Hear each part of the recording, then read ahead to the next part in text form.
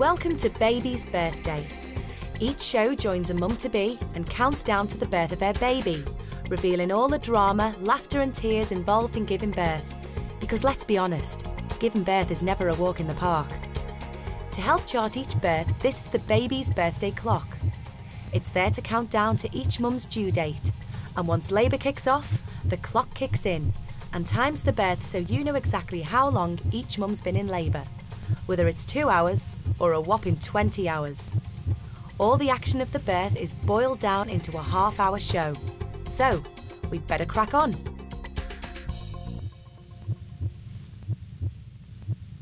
Coming up, teenager Kirsty goes into labour and can't cope. Oh no, it's so, because they hurt you today, I know they did. Shh.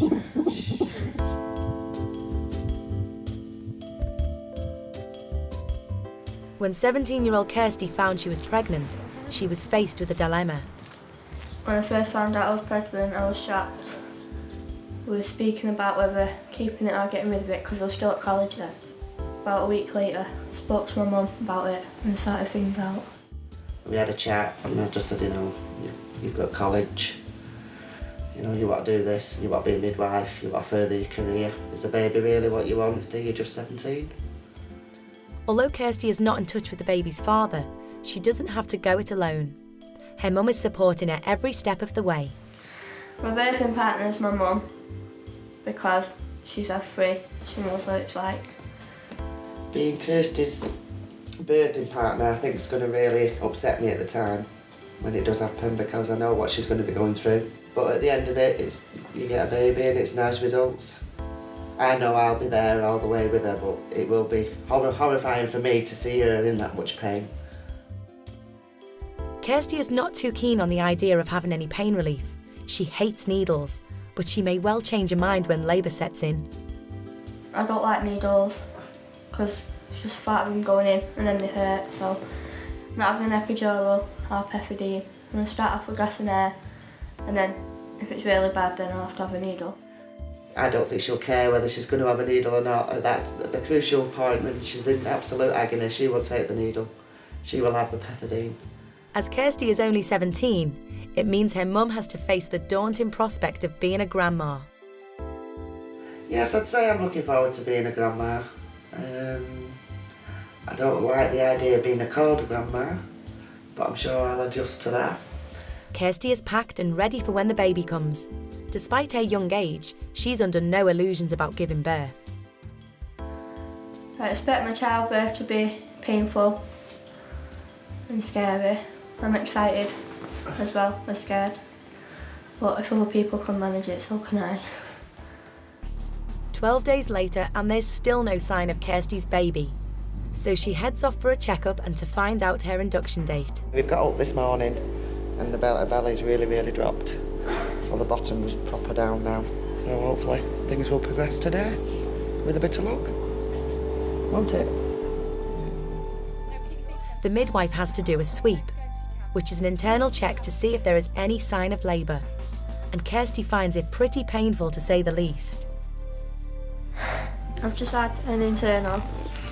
They said my cervix is still hard, and now they brought me up to labour ward to monitor me, see how things are going, and I've booked in to be induced on Monday, 3 o'clock. Knowing the way things have gone, I think she'll hang on till Monday now. Really? I really do. But Kirsty didn't hang on. Later that same day, she, her mum and Auntie Diane are back, but it could be a false alarm. I'm Deborah Kirsty and I'm going to examine you to see whether you're actually in labour. Relax. Relax your knees now. Let your legs go.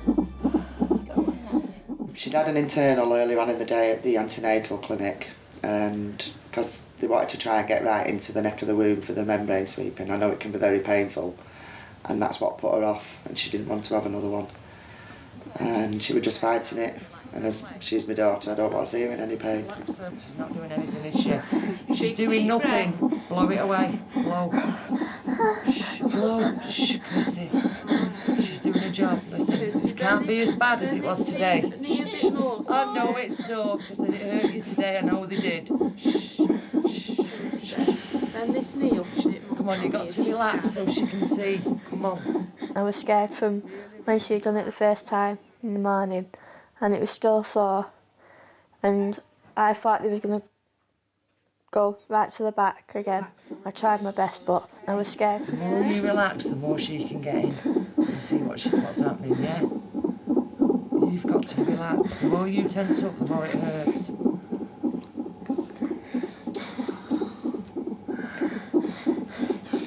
Kirsty, this is nothing yet, darling. It really isn't.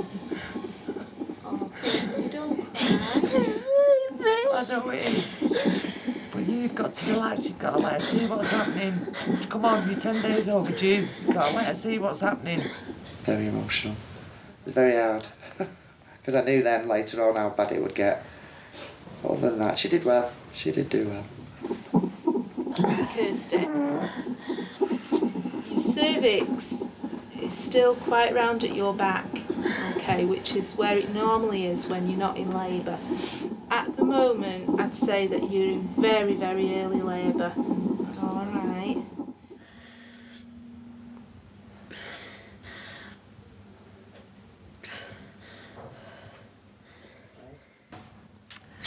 Kirsty's in slow labour at the minute. They've given her some painkillers to see if it takes the edge off it. She's had an internal. They said the cervix is very soft. It's only a finger wide. So they're going to give her another internal in an hour's time and see how far she's progressed from there. And as you can see, Kirsty's not very happy.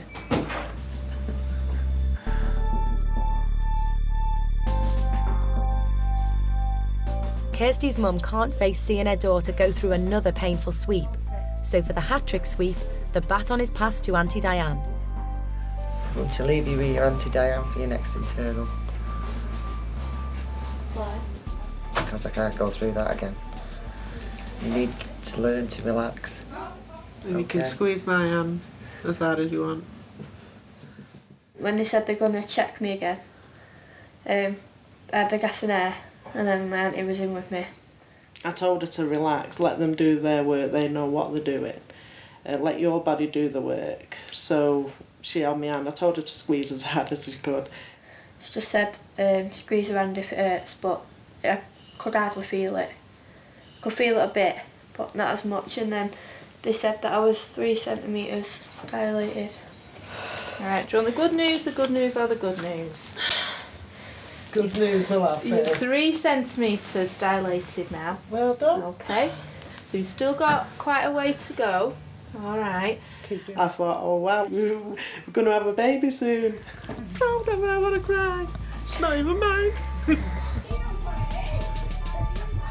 So after a slow start, labour officially begins, which means Kirsty's on the move. We'll transfer her up into a delivery room. Basically, we'll be there for her whenever she needs us. We'll listen in on a regular basis, make sure the baby's okay, make sure the labour progresses as it has been doing, and wait for the main event, really. When we was going into the birthing room, as she was 3 centimetres, she kept having these pains. We tried the birthing ball. But it didn't help. Kirsty didn't like that. She wanted to be on her feet. She wanted to walk through the pain. I just went for a walk again, round the ward and outside. No, they wouldn't let me outside. I was just staying on the ward. And then I tried the birthing ball again. She wouldn't sit on that ball at all. She just didn't like it. And she wouldn't have gas and air either. Then my mum told me to try gas and air, but I wouldn't have it because it made me feel dizzy at first. Don't take the pain away. So I just thought, right, I'll walk. Then when they were getting stronger, they said I had to stay in my room. So I was just walking around the room. Better stay than what she was earlier. No, this one isn't going away. It's lasting forever. Mobility helps a great deal. It helps gravity to bring the baby down onto the cervix and helps it to dilate. So yeah. After so many hours, we thought we were going to get there. We all took bets on how far she would be, and then 4 hours, 5 hours later, they gave her another internal. Kirsty, I'm sorry, just bend your knees up. Come on. What you're doing is you're squashing the 2 fingers together, so it's hard to see why your cervix is open. By the time she did have the third internal, she was only 4 centimetres. By this time, me and my sister were really exhausted by this time. And 4 centimetres, and that's when it really dawned on us, it's going to be a long day, a really long day, because this was like 7:30, 8 o'clock. And she'd only gone from 4 centimetres from midnight, and that took 8 hours. So you just know then you're going to wait another good 6 to 8 hours. I need to stand up. That's all right.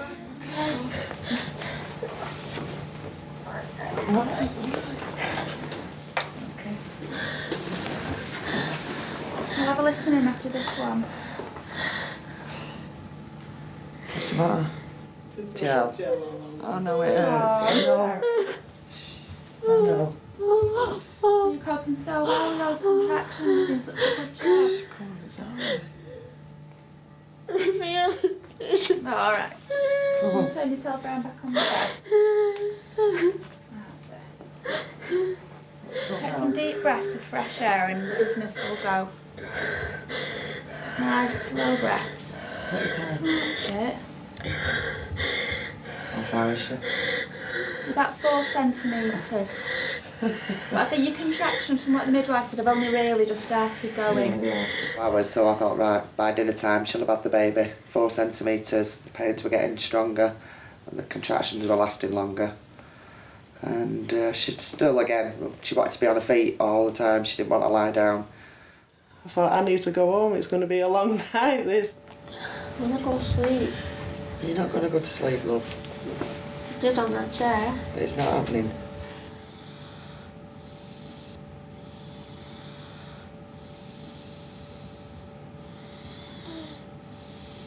Sleep now. Coming up, Kirsty can't cope with labour, so she has to face her fear of needles. Keep going.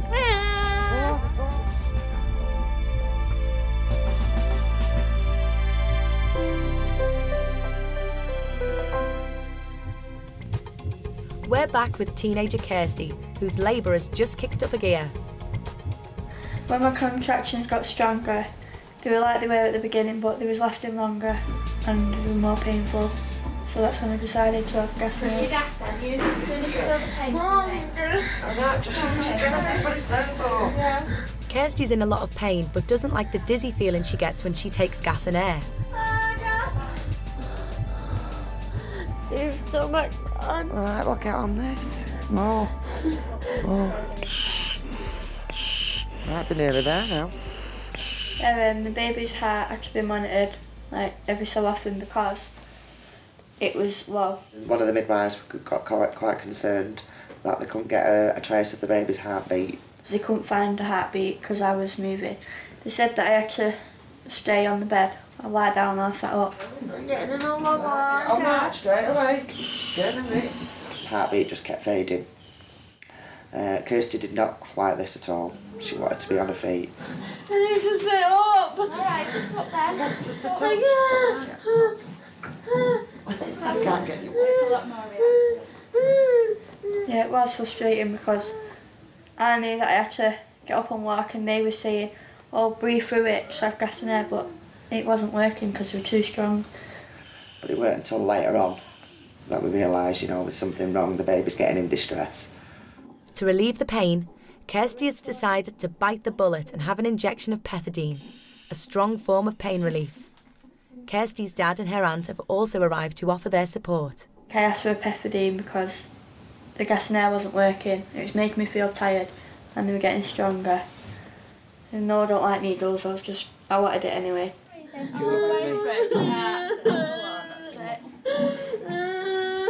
She did really well. She did 15 hours before, she didn't really have to have anything stronger. But she was adamant all the way that she weren't having any pain relief. And obviously she took everything at once. Breathe on your gas.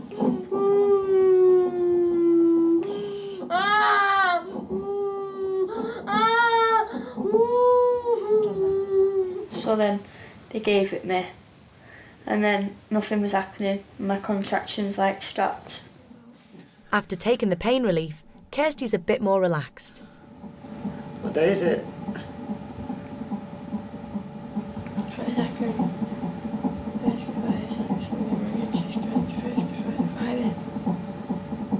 think I was getting my contractions every 15 minutes again. So they put me on a drip to speed them up. So you have to squeeze in there, please.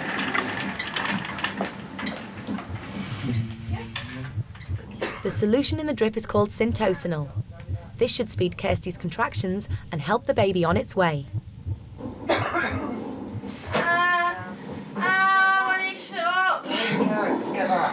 get that. Come lunchtime, Kirsty was really, really bad. The pains were getting bigger and stronger. At that point, that's when the camera crew had to leave the room. Kirsty was getting really distressed. I stood outside for a while because it was all chaos in there. Midwives running in, running out. I heard Karen saying, "You've got to have the epidural." I've heard Kirsty saying she doesn't want the epidural. And then the midwife, I got a senior midwife, and she'd come in, and they just said, you know, I think it's about time Kirsty had an epidural. It's getting really, really bad, and you know, she has done well up to now, but she's going to need this epidural. She did at one time tell me she was scared. She was really nervous. She doesn't really want it, but she had it, and she did well. Proud of her. Well, yeah. Then when the calming time came, the epidural had kicked in, and it was all nice, peaceful. I thought, this is really tranquil. It was how calm it should be for the baby to come into this world. Epidural's not working. Of course it is. Nothing's not.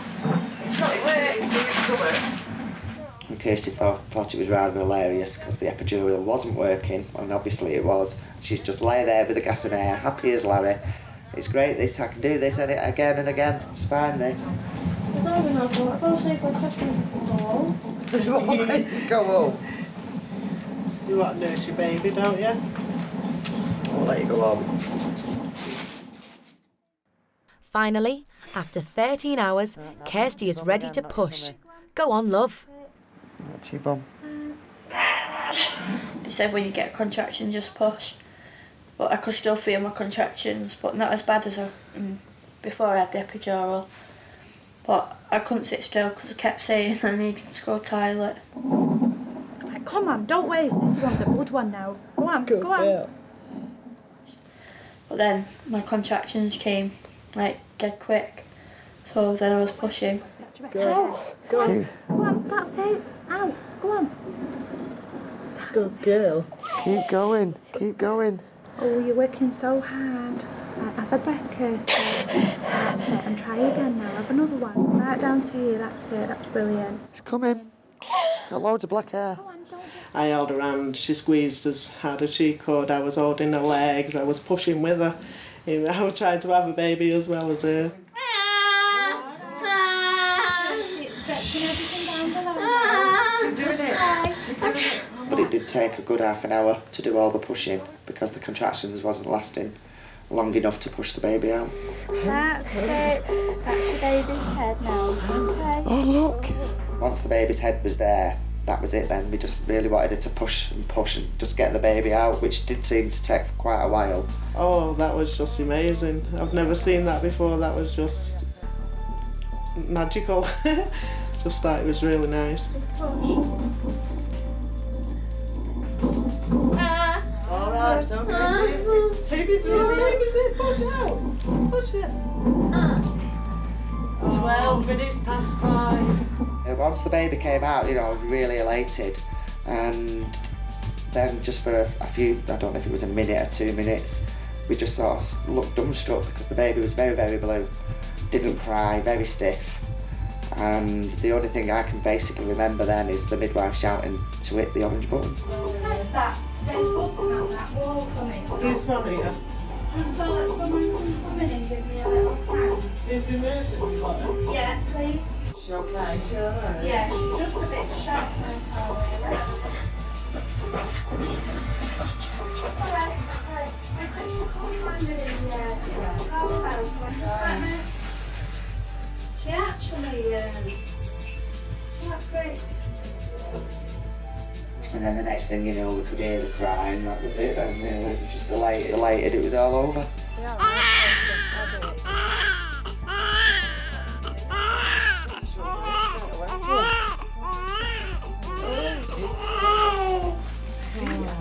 So when I first held the baby, I felt elated. I felt really special. I was there and I was a great aunt, and now I've proved I am a great aunt.